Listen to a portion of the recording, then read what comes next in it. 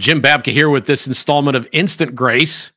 Grace Archie with Jim Babka, the show sponsored by the Zero Aggression Project. We're returning to a theme. Our most popular Instant Grace episode was about Robert Kennedy. And now we're here back to talk about Robert Kennedy's fake campaign. When I did this before, we talked about how Robert Kennedy is quitting the race. And it was interesting because you can go back and listen to that, by the way. It was only about 7 minutes long, that episode. That drew a lot of viewers and listeners across a lot of platforms, and we got some downvotes and negative comments because people took what I said personally. So you want to stay tuned to the end to see what I mean personally by all of this, because Robert Kennedy, in the previous episode, we talked about this, dropped out of the Democrat race to run independent. Now, as I'm sitting here today in February of 2024, he has achieved ballot status in precisely 2 states, Utah and New Hampshire. Can't win with just Utah and New Hampshire. And that was the main thing I attempted to point out, was he was going to have a hard time getting ballot status. And frankly, he seems like he's behind where he needs to be at this moment. Now, Kennedy's polling high. He's getting, in some polls, more than 20% of the vote. But the game is rigged, folks. Ballot access is one of the ways that the major parties rig the game. And while his campaign went out and ran this Kennedy 1960s ad and putting his face on where his uncle's face used to be, you know, the one that got elected president, they had to spend at least $7 million on that ad. And spending that money instead of on ballot access is just simply not smart. Now, the PAC that put it up is called American Values 2024. And they said that they were dedicated to spending 70% of their money to help him get ballot access in, you ready for this? 12 states. That's far less than 50, folks. That's less than the 18 to 25 that I said he would potentially achieve in the previous installment of how Kennedy is quitting the race. And I'm beginning to wonder if he's even going to be able to pull that off. Because on top of his need to spend that money to do that, the long knives of the Democratic Party are coming out. They see Kennedy as stealing votes from Biden or whoever they put on the fall ballot. And so they have said that their Super PAC efforts, they're putting them on this Super PAC, this specific one, they're putting it under scrutiny. The Democratic National Committee filed a complaint with the Federal Election Commission accusing American Values 2024 of providing illegal in-kind contributions to Kennedy's campaign because he has helped with the ballot access efforts. DNC legal counsel Bob Leonard said the campaign is taking a shortcut, outsourcing what is otherwise a core campaign function and giving it to the Super PAC. Because you're limited to raising money from individuals at about a $3,000 per contribution clip.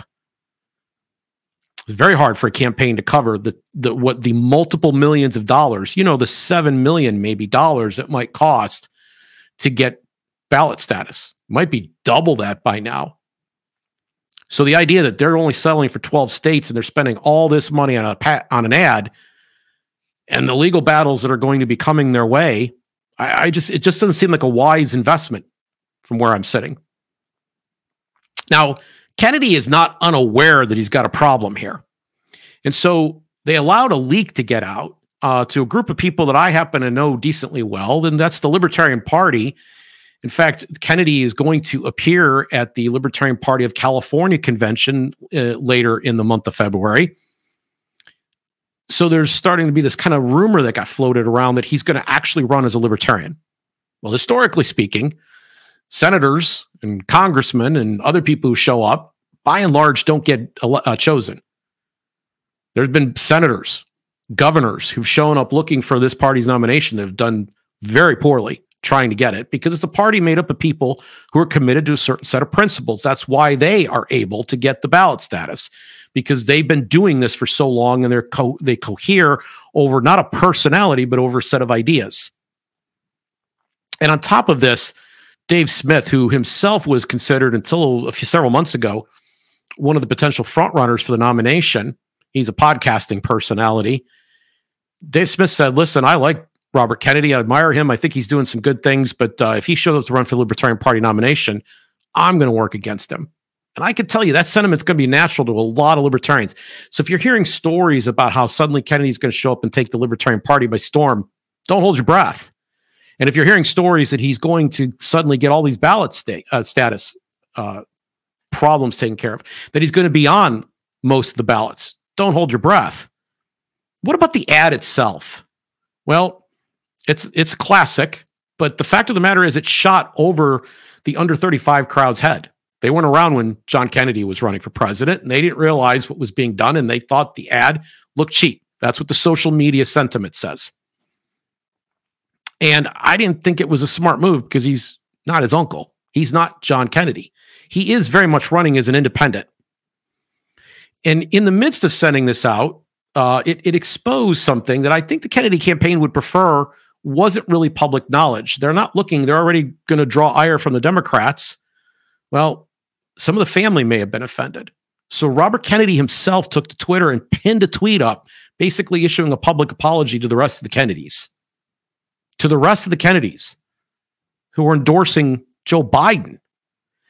And I think before this campaign is over, you're going to see some kind of event with the eventual nominee, whether it's Biden or somebody else, that you're going to see an event, if he's doing well enough to be on enough ballots, where there's Kennedys starting to campaign, siblings of his even, opposing his run for public office. So I don't know that this was really this savvy an ad for him to have run. Now, here's my real point. I come here as something of an absolutist. I believe that if we're going to pretend we have a democracy, we actually ought to have one. We don't. I pretend that if we're going to come out and express ourselves, we should have the ability to freely do it, and it should be a level, fair playing field. Well, it ain't. The game is rigged, ladies and gentlemen. It has been all along. And so if I can do anything in a matter like this, if I can share the expertise that I've developed over a career, having participated in politics and in third-party politics, even at the federal level, it would be to wake everyone from their slumber.